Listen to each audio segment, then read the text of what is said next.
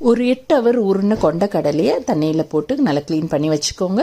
இப்போ சின்ன மிக்ஸி ஜாரில் தக்காளி, இஞ்சி பூண்டு விழுது, ஏலக்காய், லவங்கம், பட்டை, சோம்பு, கொஞ்சமாக கொத்தமல்லியும் சேர்த்து நல்லா மசாலாவாக அரைச்சி வச்சுக்கோங்க.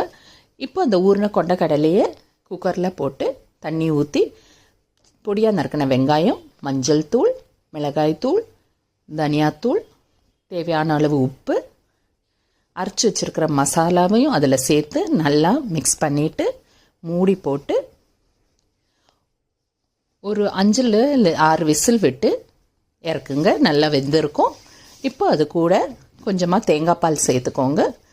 அது தேங்காய் பாலோடு சேர்ந்து சூடாகி வரும்போது ஒரு சின்ன தாளிப்பு, தேங்காய் எண்ணெய் ஊற்றி கடுகு, கறிவேப்பிலை, காஞ்ச மிளகாய், பெருங்காயம் சேர்த்து அதில் குழம்புல ஊற்றுனீங்கன்னா ஏன் ஸ்டைல் கடலைக்கறி தயார்.